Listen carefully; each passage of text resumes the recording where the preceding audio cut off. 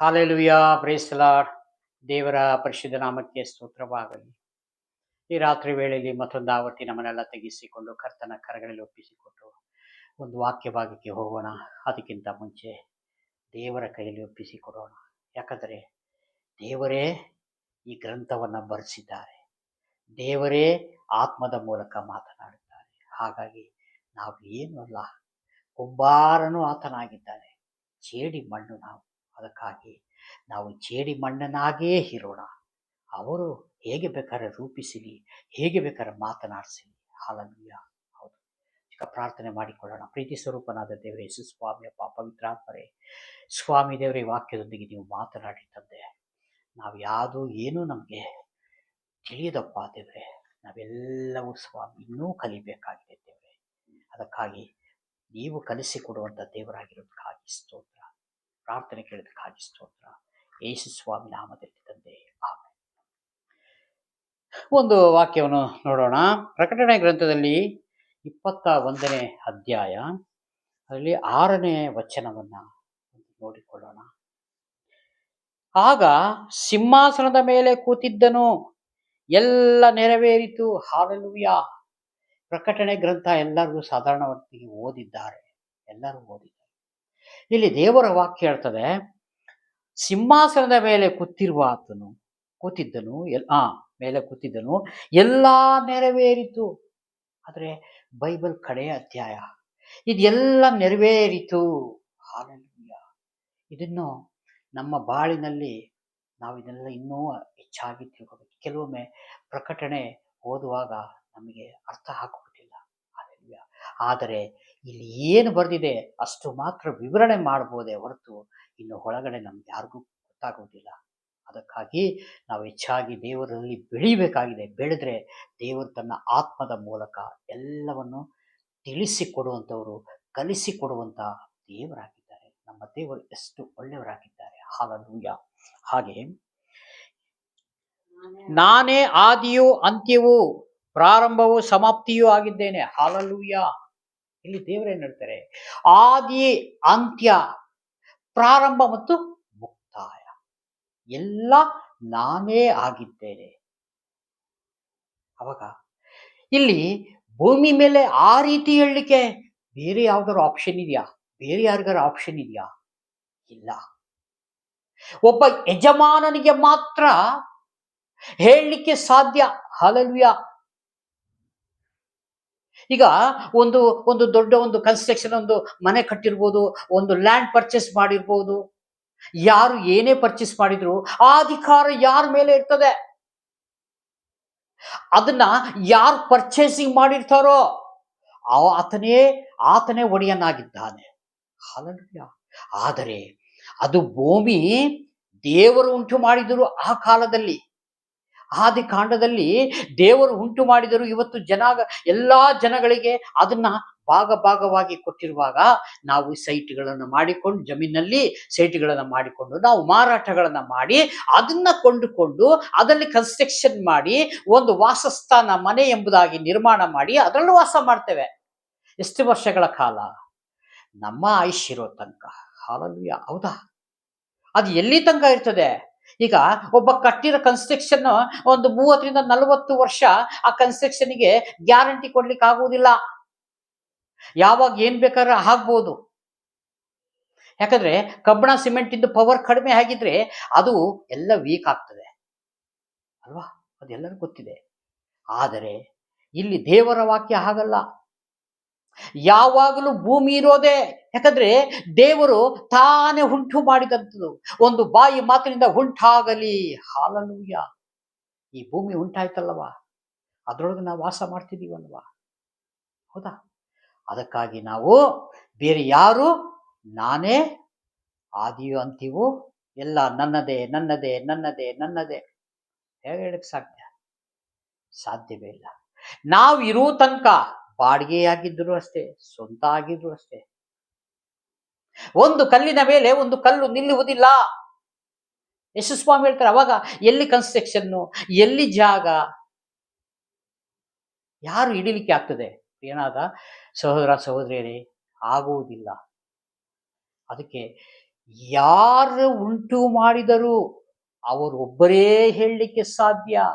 ನಾನೇ ಆದಿಯೋ ಅಂತ್ಯವೋ, first and last, ಒಬ್ಬರೇ ಒಬ್ಬರು, ಅವರೇ ನನ್ನ ತಂದೆಯಾದ ಸ್ವಾಮಿ. ಎಸ್ ಸ್ವಾಮಿ. ನೋಡಿ, ಅವರು ಉಂಟು ಮಾಡಿದರಲ್ಲ, ಅದಕ್ಕಾಗಿ ಅವ್ರಿಗೆ ಹೇಳಕ್ಕೆ ಉಂಟು, ಹೇಳಲಿಕ್ಕೆ ನಾನು ಉಂಟು ಮಾಡಿದ್ದೀನಿ, ಅದಕ್ಕೆ ನಾನೇ ಆದಿಯೂ ಅಂತ್ಯವೂ ಪ್ರಾರಂಭವೂ ಸಮಾಪ್ತಿಯೂ ಆಗಿದ್ದೇನೆ. ದಾಹವುಳ್ಳವನಿಗೆ ಜೀವಜಲದ ಬುಗ್ಗೆಯನ್ನು ಕ್ರಯವಿಲ್ಲದೆ ಕುಡಿಯುವುದಕ್ಕೆ ಕೊಡುವೆನು. ಹಲ್ಲೆಲೂಯಾ. ಯಾರಿಗೆ ದಾಹ ಇದೆ, ವಾಕ್ಯದಲ್ಲಿ ಬೆಳೆಯಬೇಕು, ಪ್ರಾರ್ಥನೆಯಲ್ಲಿ ಬೆಳೆಯಬೇಕು, ದೇವರನ್ನ ನಾನು ನೋಡ್ಬೇಕು, ದೇವರ ಜೊತೆಗೆ ನಾನು ಒಂದು ದಿವಸ ಇರಬೇಕು, ಒಂದು ದಿವಸ ಅಂದ್ರೆ ಈ ಲೋಕ ಬಿಟ್ಟ ಮೇಲೂ ನಾನು ಜೀವಿಸಬೇಕು ಅನ್ನವರು ದಾಹ ಇಲ್ಲದೆ, ಕ್ರಯವಿಲ್ಲದೆ ಕುಡಿಲಿಕ್ಕೆ ನಾನು ಕೊಡುವೆ. ಈ ಲೋಕದ ನಮ್ಗೆ ಯಾವುದು ದಾಹ ತೀರಿಸ್ತದೆ? ಏನೂ ತೀರಿಸಲಿಕ್ಕೆ ಆಗುವುದಿಲ್ಲ.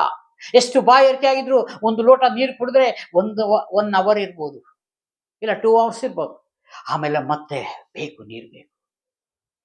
ಒಬ್ಬ ಡಾಕ್ಟರ್ ಹೇಳ್ತಾರೆ 4, 5 ಲೀಟರ್ 6 ಲೀಟರ್ ನೀರು ಕುಡಿಬೇಕು ಎಂಬುದಾಗಿ ಒಂದು ದಿವಸಕ್ಕೆ ಒಬ್ಬ ಮನುಷ್ಯನಿಗೆ. ಹಲ್ಲೆಲೂಯಾ. ಇಲ್ಲಿ ದೇವರು ಹೇಳ್ತಾರೆ, ನಾನು ಕೊಡುವ ನೀರು ಎಂದಿಗೂ ನಿಮಗೆ ನೀರಡಿಕೆ ಆಗುವುದಿಲ್ಲ. ಹಲ್ಲೆಲೂಯಾ. ಅದೇ ಸಾಮ್ಯ ರೂಪವಾಗಿ ಹೇಳಿದ್ದಾರೆ. ಆದ್ರೆ ನಾನು ನೀರಿನ ಬಗ್ಗೆನೇ ಹಾಗೆ ನಾನು ಎಕ್ಸ್ಪ್ಲೇನ್ ಮಾಡಕ್ಕೆ ಇಷ್ಟಪಡ್ತೇನೆ.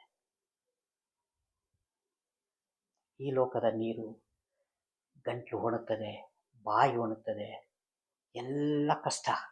ಹಲ್ಲೆಲೂಯಾ. ಆದರೆ ಈ ಕಷ್ಟವನ್ನೆಲ್ಲ ಸಹಿಸಿಕೊಂಡು ಒಂದು ದಿವಸ ಜೀವ ಎಂಬ ಜಯಮಾಲೆ ಹೊಂದಲಿಕ್ಕೆ ದೇವರು ನಮ್ಮನ್ನ ಕರೆದಿದ್ದಾರೆ, ಹೊರತು ಮತ್ತಾದಕ್ಕೂ ಅಲ್ಲ. ಹಲ್ಲೆಲೂಯಾ.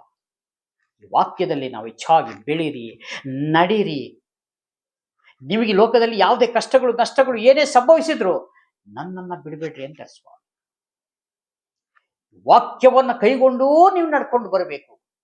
ಈ ವಾಕ್ಯ ಏನಾಗಿದೆ ಅಂದ್ರೆ ಒಂದು ಪರಲೋಕಕ್ಕೆ ಒಂದು ಹಗ್ಗ ಆಗಿದೆ ನಮಗೆ. ಹಲ್ಲೆಲೂಯಾ.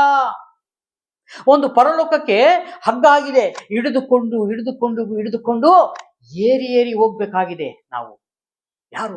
ದೇವರ ಮಕ್ಕಳು. ಪ್ರಿಯನಾದ ಸಹೋದರ ಸಹೋದರಿಯರೇ, ಎಂದಿಗೂ ನಾವು ಹಗ್ಗವನ್ನ ಲೂಸ್ ಮಾಡಿ ಬಿಟ್ಟರೆ ಮತ್ತೆ ಹಿಂಜಾರಿ ಕೆಳಗೆ ಬರ್ತೇವೆ. ಅದಕ್ಕೆ ದೇವರು ಜೀವ ಎಂಬ ಜಯಮಾಲೆ ನಿನಗೆ ಇಟ್ಟಿದ್ದೇನೆ, ಎಂದಿಗೂ ನೀನು ತಪ್ಪದೆ ಸದಾ ಕಾಲ ನನ್ನೊಳಗೆ ಇದ್ದು, ಯಾಕಂದ್ರೆ ನೀನು ನನ್ನೊಳಗಿರುವಾಗ, ನನ್ನ ವಾಕ್ಯದಲ್ಲಿ ನೆಲೆಗೊಂಡಿರುವಾಗ ನೀನು ಏನೇನ್ ಬೇಕೋ ನಾನು ಎಲ್ಲ ಕೊಡ್ತೀನಿ ಅಂತ ಸ್ವಾಮಿ ವಾಗ್ದಾನ ಮಾಡಿದಾರಲ್ವಾ. ಅದೇ ರೀತಿಯಾಗಿ ಪರಲೋಕ ನೀನು ಬರಬೇಕಾದ್ರೆ ನಾನು ಒಂದು ಹಗ್ಗವನ್ನ ಹಾಕಿದ್ದೇನೆ ಈ ಭೂಮಿ ಮೇಲೆ. ಯಾರ್ಯಾರು ಹಿಡಿದುಕೊಂಡು ಆ ಹಗ್ಗವನ್ನು ಹಿಡಿದುಕೊಂಡು ನಡೀತಾರೋ ಅವ್ರಿಗೆಲ್ಲವೂ ಪರಲೋಕದಲ್ಲಿ ಜಾಗ ಇದೆ. ಇಲ್ಲಿ ಪರಲೋಕ ರಾಜ್ಯಕ್ಕೆ ಹೋಗ್ಬೇಕಾದ್ರೆ ದಾರಿ ಬಿಕ್ಕಟ್ಟು, ಚಿಕ್ಕದು ಸಣ್ಣ ರಸ್ತೆ, ಅದರಲ್ಲಿ ಸ್ವಲ್ಪ ಜನವೇ ಹೋಗುತ್ತಾರೆ. ನಾಶನದ ಮಾರ್ಗ ಬಹಳ ದೊಡ್ಡದಿದೆ. ಹಲ್ಲೆಲೂಯಾ. ಅಲ್ಲಿ ಬೇಕಾದಷ್ಟು ಜನಗಳು ಹೋಗುತ್ತಾರೆ. ದೇವರ ವಾಕ್ಯವನ್ನು ನಾವು ಜೀವಿಸಬೇಕಾದ್ರೆ ಕೆಟ್ಟದು ಮಾತಾಡಂಗಿಲ್ಲ, ಕೆಟ್ಟದು ನೋಡಂಗಿಲ್ಲ, ಕೆಟ್ಟದು ಯೋಚನೆ ಮಾಡೋಂಗಿಲ್ಲ. ಸಾಧ್ಯವಾದಷ್ಟು ಒಳ್ಳೇದೆಲ್ಲವನ್ನು ಒಳ್ಳೇದು ಮಾಡಬೇಕು. ಯಾಕಂದ್ರೆ ನಮ್ಮ ಸ್ವಾಮಿ ನಮಗೆ ತೋರಿಸಿಕೊಟ್ಟು ಹೋಗಿದ್ದಾರೆ. ಅವರೆಲ್ಲ ಮಾಡಿಬಿಟ್ಟು ಇಲ್ಲಿ, ಮಗನೇ ಈ ರೀತಿಯಾಗಿ ನಾನು ಮಾಡಿದ್ದೀನಲ್ಲ, ನೀನೂ ಇದನ್ನ ಕಂಟಿನ್ಯೂ ಮಾಡಿಕೊಂಡು ನಿನ್ನ ಆಯುಷ್ಕಾಲ ಮುಗಿದ ಮೇಲೆ ನನ್ನ ರಾಜ್ಯಕ್ಕೆ ಬಂದು ಬಿಡು. ಹಲ್ಲೆಲೂಯಾ. ಇಲ್ಲ ಅಂತಂದ್ರೆ ನನ್ನ ಬರೋಣದಲ್ಲಿ ನಿನ್ನನ್ನು ನಾನು ತೆಗೆದುಕೊಂಡು ಹೋಗ್ತೀನಿ. ಈ 2 ತರ ದೇವರು ಇಟ್ಟಿದ್ದಾರೆ ನಮಗೆ. ಇಲ್ಲಿ ಈ ಲೋಕದೆಲ್ಲ ನಾವು ಬಿಟ್ಕೊಂಡು ನಾವು ಹೇಗೆ ಪರಲೋಕ ರಾಜ್ಯ ನಮ್ಮ ಅನುಸರಿಸಲಿಕ್ಕಾಗ್ತದೆ? ಅದಕ್ಕೆ ಸ್ವಾಮಿ ಹೇಳ್ತಾರೆ, ತುಂಬಾ ಜನ ಕರೆಯಲ್ಪಟ್ಟಿದ್ದೀನಿ, ಆದರೆ ಸ್ವಲ್ಪ ಜನ ಆಯಲ್ಪಟ್ಟಿದ್ದೀನಿ. ನೋಡಿ ಎಷ್ಟು ಜನ ಇಡೀ ಪ್ರಪಂಚದಲ್ಲಿ ನಮ್ಮ ಆತ್ಮಿಕ ಸಭೆ ಕ್ರಿಶ್ಚಿಯಾನಿಟಿ ಅನ್ನೋದು ಎಷ್ಟು ದೊಡ್ಡದಿದೆ. ಅದರಲ್ಲಿ ಆರಾಧನೆ, ಪ್ರಾರ್ಥನೆಗಳು ಈ ಪ್ರತಿಯೊಂದು ಭಾನುವಾರ ಎಷ್ಟು ನಡೀತದೆ ಪ್ರಪಂಚದಲ್ಲಿ. ಹಲ್ಲೆಲೂಯಾ. ಆದರೆ ಇದರೊಳಗೆ ಸ್ವಲ್ಪ ಜನಕ್ಕೆ ಮಾತ್ರ ನಾನು ತೆಗೆದುಕೊಂಡು ಹೋಗ್ತೀನಿ. ಯಾಕೆ? ದಾರಿ ಇಕ್ಕಟ್ಟು ಬಿಕ್ಕಟ್ಟು. ದೇವರ ವಾಕ್ಯದಲ್ಲಿ ಜೀವಿಸಿ ನಡಿಬೇಕಾದ್ರೆ ನಮ್ಮನ್ನ ನಾವು ತಗ್ಗಿಸಿಕೊಳ್ಬೇಕು, ತಾಳಿಕೊಳ್ಬೇಕು, ಸಹಿಸಿಕೊಳ್ಬೇಕು. ಯಾರಾದ್ರೂ ಒಂದೇಟು ಕೊಟ್ರೆ ನಾವು ಏನೂ ಮಾತನಾಡಬಾರ್ದು. ಅಪ್ಪ ಇವ್ರಿಗೇನು ಮಾಡ್ತಾ ಇದ್ದಾರೋ ಇವ್ರಿಗೆ ಗೊತ್ತಿಲ್ಲ, ಇವ್ರನ್ನ ಕ್ಷಮಿಸು ಎಂಬುದಾಗಿ ನಾವು ಕ್ಷಮಿಸ್ಬೇಕು. ಇದೆಲ್ಲ ನಮ್ಮ ಕೈಲಿ ಎಲ್ಲಾಗ್ತದೆ. ಅವನು ಒಂದೇಟು ಕೊಟ್ರೆ ನಾವು ಒಂದು ಎರಡು ಕೊಡ್ಬೇಕಲ್ಲ. ನಮ್ಮ ಧೈರ್ಯ ಏನು, ನಮ್ಮ ಶಕ್ತಿ, ನಮ್ಮ ಬಲ ನಾವು ತೋರಿಸ್ಬೇಕಲ್ಲ. ಹಲ್ಲೆಲೂಯಾ. ಅದು ಲೋಕದ ಮಾತು, ಲೋಕದ ಭಾಷೆ, ಲೋಕದ ಅಭ್ಯಾಸಗಳು. ಹಲ್ಲೆಲೂಯಾ. ಅದಕ್ಕೆ ಆತ್ಮಿಕ ಜೀವಿತ ಬೇರೆ, ಲೌಕಿಕ ಜೀವಿತ ಬೇರೆ. ಇವೆರಡನ್ನು ಇಲ್ಲೇ ಇದೆ ನಮ್ಮ ಮುಂದೆ. ಹಲ್ಲೆಲೂಯಾ. Your choice. ನೀವು ಯಾವುದನ್ನ ಆಯ್ಕೆ ಮಾಡ್ಕೊಳ್ತೀರಿ ಅದು ನಿಮಗೆ ಬಿಟ್ಟಿದ್ದು ಪ್ರಿಯನಾದ ಸಹೋದರ. ಹಲ್ಲೆಲೂಯಾ. ಇದು ಸತ್ಯ. ನಾವು ಇದೆಲ್ಲ ತಾಳಿಕೊಂಡು ನಾವೇನು ಒಂದು ಏಟು ತೆಗೆದುಕೊಂಡು ಬಂದ್ರು ಅರ್ಥನೆ ಅವ್ರು ಏನೋ ತಿಳಿದೆ ತಪ್ಪು ಮಾಡಿಬಿಟ್ರಪ್ಪ, ಅವ್ರನ್ನ ಕ್ಷಮಾ ಮಾಡಿಸ್ವಾಮಿ ಎಂಬುದಾಗಿ ಅವ್ರಿಗೋಸ್ಕರ ಪ್ರಾರ್ಥನೆ ಮಾಡ್ಬೇಕು ನಾವು. ಅವನು ಏಟು ಒಂದು ಹೊಡೆದಿದ್ದಾನೆ ಜನ ಮುಂದೆ, ನಾನು ಬಿಡ್ತೇನಾ? ನಾನು ಸಮ ಎರಡು ಕೊಟ್ಟೆ ನೋಡು. ಅಲ್ಲ, ಆ ರೀತಿ ಇಲ್ಲ ಬ್ರದರ್, ಆ ರೀತಿ ಇಲ್ಲ ಸಹೋದರಿ. ಆ ರೀತಿ ಇದ್ದಿದ್ರೆ ಬಹಳ ಜನ ಯೇಸುಸ್ವಾಮಿಯಾಗ ಮಾರ್ಕೊಂಡು ಬರ್ಸುವಾರ್ತೆಯಲ್ಲಿ ಹೇಳ್ತಿರ್ಲಿಲ್ಲ. ಕರೆಯಲ್ಪಟ್ಟರು ಬಹಳ ಜನ, ಆಯಲ್ಪಟ್ಟರು ಸ್ವಲ್ಪ ಜನ ಅಂತ ಯೇಸುಸ್ವಾಮಿ ಹೇಳ್ತಿರ್ಲಿಲ್ಲ ಅವಾಗ ಸರಿ ಇವ್ರು ಎಲ್ಲ ಹೀಗೆ ಇದ್ದಾರೆ, ಎಲ್ಲರಿಗೂ ಪರಲೋಕ ಸೇರಿಸ್ಕೊಳ್ಳೋಣ ಅಂತ ಹೇಳ್ತಾರೆ ಸ್ವಾಮಿ. ನಾನು ಪರಿಶುದ್ಧನಾಗಿರೋ ಪ್ರಕಾರ ನೀವೆಲ್ಲ ಪರಿಶುದ್ಧರಾಗಿರ್ಬೇಕು, ಪರಿಶುದ್ಧತೆ ಇಲ್ಲದೆ ಪರಲೋಕ ರಾಜ್ಯ ಯಾರು ಸೇರುವುದಿಲ್ಲ. ಹಲ್ಲೆಲೂಯಾ. ತಂದೆಯಾದ ದೇವರು ಹೇಳ್ತಾರೆ ಯೇಸುಸ್ವಾಮಿ. ಇಲ್ಲೇ ನಮ್ಮೆಲ್ಲ ಸರಿ ಮಾಡಿಕೊಂಡೇ ಹೋಗ್ಬೇಕು. ಯಾವ್ದಾರ ಒಂದು ವೆಹಿಕಲ್ ನಲ್ಲಿ ಒಂದು ರಾಜ್ಯದಿಂದ ಇನ್ನೊಂದು ರಾಜ್ಯಕ್ಕೆ ಟ್ರಾವೆಲ್ ಮಾಡಬೇಕಾದ್ರೆ ಆ ವೆಹಿಕಲ್ ಇಂದು ಫಿಶ್ ಸರ್ಟಿಫಿಕೇಟ್ ಎಲ್ಲ ರೆಡಿ ಇರಬೇಕು. ಒಂದು ಇನ್ಶೂರೆನ್ಸ್ ಆಗಿರ್ಬೋದು, ಒಂದು DL ಆಗಿರ್ಬೋದು, ಆಮೇಲೆ ಒಂದು ಎಮಿಷನ್ ಟೆಸ್ಟ್ ಇರ್ಬೋದು, ಒಂದು ಟ್ಯಾಕ್ಸ್ ಕಟ್ಟಿರೋದು ಪ್ರತಿ ಒಂದು ಡಾಕ್ಯುಮೆಂಟ್ ನ ಒಂದು ಫೈಲ್ ಮಾಡಿ ಇಟ್ಕೊಂಡು ನಾವು ಅದರ್ ಸ್ಟೇಟಿಗೆ ಹೋಗ್ಬೇಕಾಗಿದೆ. ಯಾಕಂದ್ರೆ ಬಾರ್ಡರ್ ನಲ್ಲಿ ಕೇಳುವಾಗ ನಾವು ಅದನ್ನೆಲ್ಲ ತೋರಿಸ್ಬೇಕು ಅಲ್ವಾ?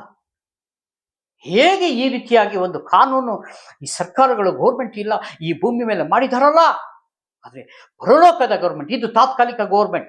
ಆ ಗೌರ್ಮೆಂಟ್ ಸೇರಿಸ್ಕೊಳ್ತದ? ಎಂದಿಗೂ ಇಲ್ಲ. ಆ ಗೌರ್ಮೆಂಟ್ ಹತ್ರ ಹೋಗ್ಬೇಕಾದ್ರೆ ನಾವು ಅದೇ ರೀತಿಯಾಗಿ ನಮ್ಮ ಲೈಫನ್ನ, ಜೀವಿತವನ್ನ ಮುಡುಪಾಗಿ ಇಟ್ಟುಕೊಂಡು ದೇವರ ವಾಕ್ಯದಲ್ಲಿ ಹೆಚ್ಚಾಗಿ ಬೆಳೆದುಕೊಂಡು ಯಾವುದೇ ನಮ್ಮ ಅಶುದ್ಧತೆ ಇಲ್ಲದೆ ಎಲ್ಲವನ್ನು ತೆಗೆದು ಹಾಕಿ ನೂತನ ಸೃಷ್ಟಿಗಳಾಗಿ ಮಾರ್ಬಿಡಬೇಕು. ಅವಾಗಲೇ ಆ ಜಾಗಕ್ಕೆ ಎಂಟ್ರಿ. ಹಲ್ಲೆಲೂಯಾ. ಎಷ್ಟೋ ಜನ ನಾನು ಪ್ರಾರ್ಥನೆಗೆ ಹೋಗಿದ್ರೆ ಸಾಕಪ್ಪ, ಅಯ್ಯೋ ನನ್ನ ದೇವರು ಬಿಡಲ್ಲ. ದೇವರ ಕರುಣೆ ಉಳ್ಳವರು ನನಗೆ ಬಿಡುವುದಿಲ್ಲ. ಹೌದು, ನಿಜ, ಸತ್ಯ. 70 ಸಾರಿ ಕ್ಷಮಾ ಮಾಡುವಂತ ದೇವರು ಹೇಳಿದ್ದಾರೆ. ಹಲ್ಲೆಲೂಯಾ. ನಮ್ಮ ಆಯುಷ್ಕಾಲ ಪೂರ್ತಿ ನಾವು ಕ್ಷಮಿಸ್ತಾ ಬರಬೇಕು, ನಿಜ. ಆದ್ರೆ ನಮ್ಮ ಆತ್ಮಿಕ ಜೀವನ ಹೇಗಿದೆ, ದೇವರಿಗೆ ಮೆಚ್ಚುಗೆಯಾಗಿದೆಯೋ ಇಲ್ಲವೋ ಎಂಬುದಾಗಿ ನಾವು ತಿಳ್ಕೋಬೇಕಲ್ಲ. ಅದಕ್ಕಾಗಿ ನಾವು ದೇವರು ಕೊಟ್ಟಂತ ಸಂದೇಶವನ್ನ ಚಿಕ್ಕದಾಗಿ ಓದಿದ್ರು ಬಹಳವಾಗಿ ದೊಡ್ಡದಾಗಿ ನಾವು ಆತ್ಮಿಕದಲ್ಲಿ ಬೆಳಿಬೇಕು. ವಾಕ್ಯ ಜಾಸ್ತಿ ಓದಿಲ್ವಾ? ಪ್ರಾರ್ಥನೆ ಮಾಡಿಕೊಂಡು, ದೇವರೇ ನನ್ನನ್ನು ಕರುಣಿಸಪ್ಪ, ಈ ಲೋಕದಲ್ಲೇ ನನ್ನಲ್ಲಿ ಯಾವ್ದ್ಯಾವ್ದು ಸರಿ ಇಲ್ಲ ಸ್ವಾಮಿ, ಅದೆಲ್ಲ ಸರಿ ಮಾಡ್ಕೊಳ್ಳೋಕೆ ನನಗೆ ಅವಕಾಶ ಕೊಡು. ಆದ್ರೆ ನನ್ನ ಬಲ ಸಾಲದಪ್ಪ, ನಿನ್ನ ಸಹಾಯ ನನಗೆ ಬೇಕು ಸ್ವಾಮಿ ಎಂಬುದಾಗಿ ಹೇಳಿದರೆ ಕ್ರಯವಿಲ್ಲದೆ ಕೊಡುತ್ತಾರೆ. No cost, free. God gift and free gift. Hallelujah. ದೇವರು ಉಚಿತವಾಗಿ ಕೊಡುತ್ತಾರೆ. ಅದಕ್ಕಾಗಿ ಎಂದೆಂದಿಗೂ ನಾವು ದೇವರನ್ನ ಬಿಡಬಾರದು. ದೇವರನ್ನ ಬಿಟ್ಟರೆ ಅಯ್ಯೋ, ಸ್ವಾಮಿ ಹೇಳಲ್ವಾ, ಅಯ್ಯೋ ನಿನ್ನ ಗತಿ ನಾನು ಏನ್ ಹೇಳಲಿ, ಅಯ್ಯೋ ನಿನ್ನ ಗತಿ ಏನ್ ಹೇಳಲಿ ಅಂತ. ಹಾಗೆ ಆಗ್ಬಾರ್ದು. ದೇವರು ಭಾರಿ ದುಃಖ ಪಡ್ತಾರೆ ಈ ವಿಷಯದಲ್ಲಿ. ನಾನು ನಿಮಗೆ ವಾಕ್ಯದ ಮುಖಾಂತರ, ಸೇವಕರ ಮುಖಾಂತರ, ಆಲಯ ಮುಖಾಂತರ, ಎಲ್ಲ ಮುಖಾಂತರ ಹೇಳಿಸಿದ್ದೀನಿ. ನೀನಿನ್ನೂ ತಿರುಗಲಿಲ್ವಾ? ಇನ್ನೂ ತಿರುಗಲಿಲ್ಲ ಅಂದ್ರೆ ನಾನು ಏನ್ ಮಾಡ್ಲಿ? ಹಲ್ಲೆಲೂಯಾ. ಅದಕ್ಕಾಗಿ ಈಗಲೇ ಮನಮರಗಿ ತಿರುಗಿ ದೇವರ ರಾಜ್ಯವನ್ನ ದೃಢವಾಗಿ ನಮ್ಮಲ್ಲಿ ಇಟ್ಟುಕೊಂಡು, ಪರಲೋಕದಿಂದ ಹಗ್ಗ ಬಿಟ್ಟಿದ್ದಾರಲ್ಲ, ಆ ಹಗ್ಗವನ್ನು ಹಿಡಿದುಕೊಂಡು ನಾವು ಏರಿ ಹೋಗುವಂತ ಪ್ರಜೆಗಳಾಗಿರ್ಬೇಕು. ಹಲ್ಲೆಲೂಯಾ. ಇದಕ್ಕೆ ದೇವರು ನಮ್ಮನ್ನ ಕರೆದಿರೋದು. ಇಲ್ಲೇ ವಾಕ್ಯ ಓದ್ಕೊಂಡು, ಇಲ್ಲೇ ಪ್ರಾರ್ಥನೆ ಮಾಡ್ಕೊಂಡು, ಇಲ್ಲೇ ಲೋಕದಲ್ಲಿ ಇರ್ಲಿಕ್ಕಲ್ಲ. ಒಂದು ನಮಗೆ ಇವೆಲ್ಲ ಒಂದು ಒಂದು ಬರವಣಿಗೆ, ಒಂದು ಎಕ್ಸಾಮ್, ರಿಸಲ್ಟ್ ಒಂದು ದಿವಸ ಇದೆ. ಇದರಲ್ಲಿ ಯಾರು ಪಾಸ್ ಆಗಿದಾರೋ, ಯಾರು ಪಾಸ್ ಆಗಿಲ್ವೋ, ಹಲ್ಲೆಲೂಯಾ. ಈ ಲೋಕದಲ್ಲಿ ಫೇಲ್ ಆಗಿದ್ರು ಪರವಾಗಿಲ್ಲ, ಮತ್ತೆ ಒಂದು ಸಬ್ಜೆಕ್ಟ್, ಮತ್ತೆ ಒಂದು ಸಬ್ಜೆಕ್ಟ್, 2-3 ಸಬ್ಜೆಕ್ಟ್ ನಾವು ಕಟ್ಟಿ ಪಾಸ್ ಮಾಡ್ಬೋದು, ಆಪ್ಷನ್ ಇದೆ. ಪರಲೋಕ ರಾಜ್ಯಕ್ಕೆ ಹೋಗುವಾಗ ಅಲ್ಲಿ ಯಾವ ಆಪ್ಷನ್ ಇಲ್ಲ. ಒಂದು ದೇವರ ರಾಜ್ಯ ಇಲ್ಲ, ಇಹಲೋಕದ ಅಧಿಪತಿ. 2 ನಿಮ್ಮ ಮುಂದೆ ಇಟ್ಟಿದ್ದೇನೆ ಅಂತ ಸ್ವಾಮಿ. ನೀವು ಅದೇ ರೀತಿಯಾಗಿ ಜೀವಿಸಿ ನನ್ನ ಹತ್ರ ಬನ್ನಿ. ಆ ರಾಜ್ಯಕ್ಕೆ ಅಂತ್ಯವೇ ಇಲ್ಲ. ಅಂಥ ರಾಜ್ಯಕ್ಕೆ ನೀವು ಕರಿಬೇಕಾದ್ರೆ ಈ ಅಲ್ಪ ಇರುವಂತ ಆಯುಷ್ ಕಾಲವನ್ನ ನೀವು ಹೇಗೆ ಬೇಕಾದ್ರೆ ಕಳೆದ್ರೆ ನಾನು ಹೆಂಗೆ ಸೇರಿಸ್ಕೊಂಡು, ದೇವರು ಎಂದಿಗೂ ಸೇರಿಸಲ್ಲ. ಅದಕ್ಕಾಗಿ ನಾವೇನ್ ಮಾಡಬೇಕು, ತುಂಬಾ ತಾಳಿಕೊಳ್ಬೇಕು ದೇವರ ಹತ್ರ. ನಾವು ತಲೆ ಬಾಗಿ ನಾವು, ದೇವರೇ ನನ್ನನ್ನು ಕರುಣಿಸಪ್ಪ, ಕರುಣಾನಿಧಿಯೇ ನನ್ನ ದ್ರೋಹಗಳನ್ನು ಆಲಿಸಿಬಿಡು, ದೇವರೇ ನನ್ನನ್ನು ಶುದ್ಧಿ ಮಾಡಿ ಎಂಬುದಾಗಿ ಇದ್ರೆ, ದೇವರು ಶುದ್ಧಿ ಮಾಡೋದಂದ್ರೆ ಯಾರು ನಮ್ಮನ್ನು ಟಚ್ ಮಾಡೋರು. ಹಾಗೆ ಇನ್ನು ಕೆಳಗಡೆ ಅನೇಕ ವಾಕ್ಯ ಇದೆ, ಮಾತನಾಡಲಿಕ್ಕಾಗಲಿಲ್ಲ. ದೇವರ ಚಿತ್ತವಾದರೆ ಇನ್ನೊಂದು ದಿವಸ ನನಗಿದು ಪ್ರಕಟಣೆ ಇವತ್ತೇ ಫಸ್ಟ್ ದೇವರು ನನಗೆ ತೋರಿಸಿದ್ದಾರೆ. ಆ ಗ್ರಂಥದಿಂದ ದೇವರಾತ್ಮನೇ ಮಾತನಾಡಿದ್ದಾರೆ. ನಾವೆಲ್ಲ ಕೇಳಿದ್ದೀವಿ, ನಾನೂ ಕೇಳಿದ್ದೇನೆ. ನಮ್ಮ ಎಲ್ಲರನ್ನು ದೇವರು ಆಶೀರ್ವದಿಸಲಿ. ಈ ಚಿಕ್ಕ ಪ್ರಾರ್ಥನೆ ಮಾಡಿ ಮುಕ್ತಾಯ ಮಾಡೋಣ. ಪ್ರೀತಿ ಸ್ವರೂಪನಾದ ದೇವರೇ, ಯೇಸು ಸ್ವಾಮಿ, ಕರುಣೆಯುಳ್ಳ ಕರ್ತಾವೆ, ಈ ಆತ್ಮಿಕ ಜೀವನದಲ್ಲಿ ಹೇಗೆ ಬದುಕಬೇಕು, ಹೇಗೆ ಜೀವಿಸಬೇಕು, ಹೇಗೆ ಪರಲೋಕ ರಾಜ್ಯ ಸೇರಬೇಕೆಂಬುದಾಗಿ ನೀವು ಕಲಿಸಿಕೊಟ್ಟಿದ್ದಾಗಿ ಸ್ತೋತ್ರ. ಹಲ್ಲೆಲೂಯಾ. ಹಾಗೂ ಕರ್ತನೆ ವಿಡಿಯೋ ಮುಖಾಂತರ ನೋಡುತ್ತಾ ಪ್ರತಿಯೊಂದು ಕುಟುಂಬಗಳಿಗೆ ಸ್ವಾಮಿ ಭದ್ರಕೋಟೆ ಮುಚ್ಚಿ ಯೇಸು ಸ್ವಾಮಿ ನಾಮದಲ್ಲಿ. Praise the Lord. God bless you. ದೇವರೆಲ್ಲರನ್ನು ಆಶೀರ್ವದಿಸಲಿ. ಆಮೆನ್.